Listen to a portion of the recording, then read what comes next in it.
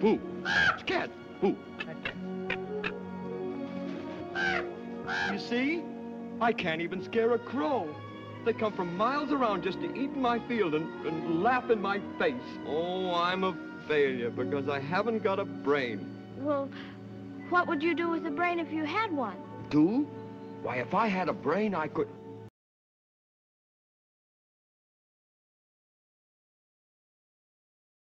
Perfect? Oh, bang on my chest if you think I'm perfect. Go ahead, bang on it. Beautiful. What a echo.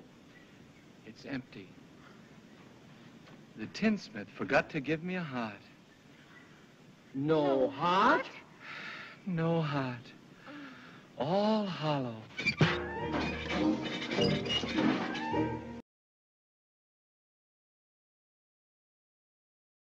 Naturally, when you go around picking on things weaker than you are, why, you're nothing but a great big coward. You're right. I am a coward. I haven't any courage at all. I even scare myself. Look at the circles under my eyes. I haven't slept in weeks. Why don't you try counting sheep? That doesn't do any good. I'm afraid of them. Oh, that's too bad. Don't you think the wizard could help him, too? I don't see why not.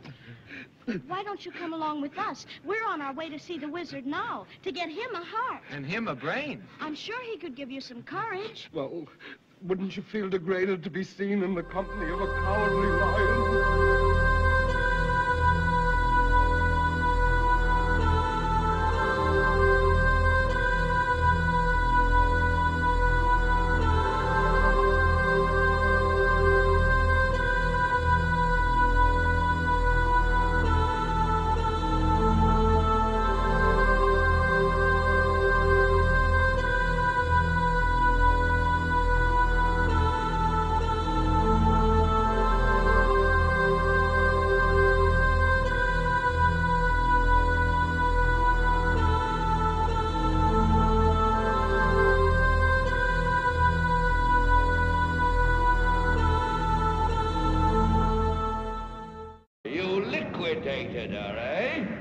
Very resourceful. Yes, sir. So we'd like you to keep your promise to us, if you please, sir.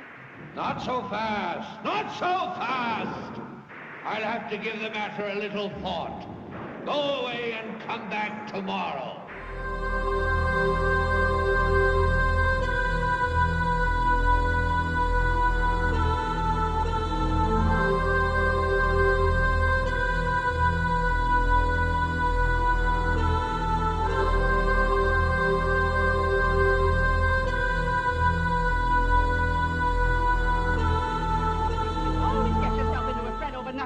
Now, you just help us out today and find yourself a place where you won't get into any trouble.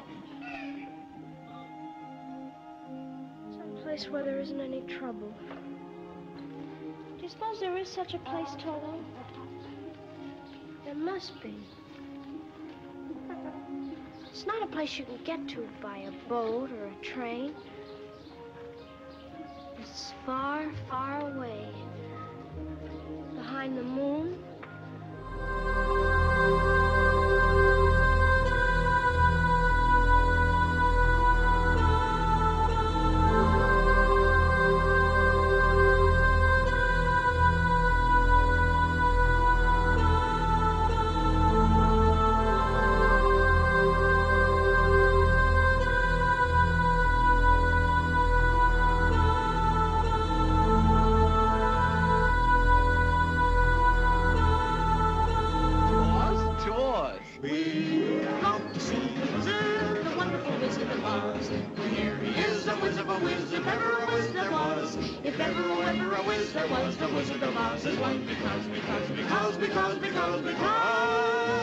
Because of the wonderful things he does. We're off to see the wizard, the wonderful Wizard of Oz.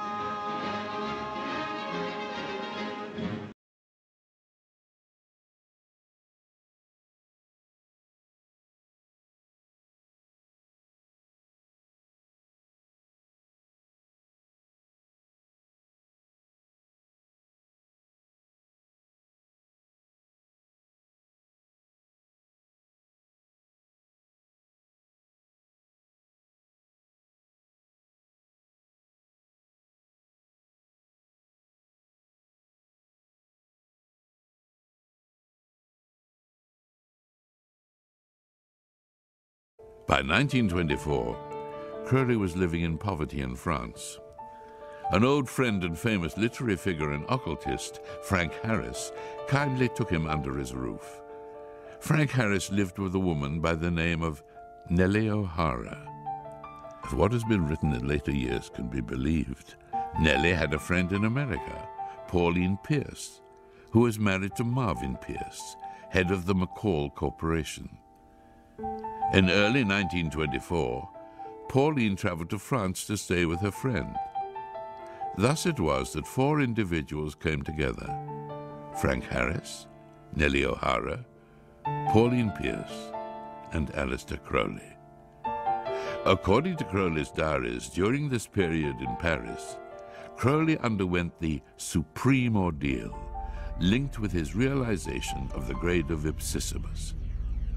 According to a description of the rite, on the appointed day, the candidate is attended by one or more chosen and experienced attendants whose duty is A, to exhaust him sexually by every known means, B, to rouse him sexually by every known means.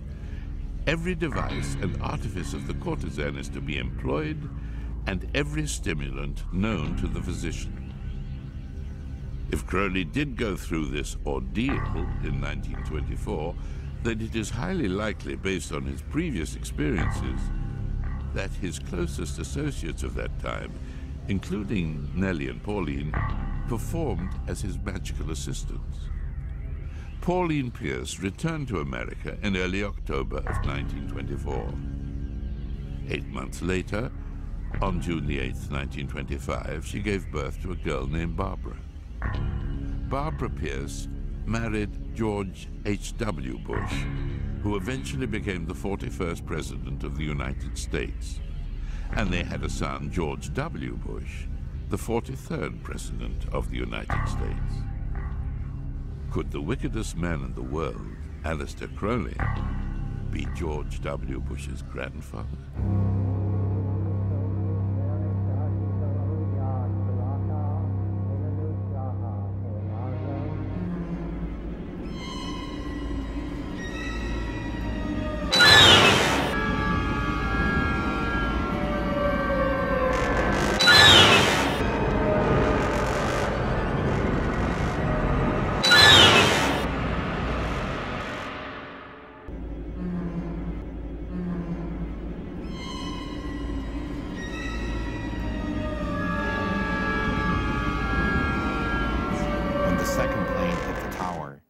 His chief of staff entered the classroom and told Mr. Bush, "The nation is under attack."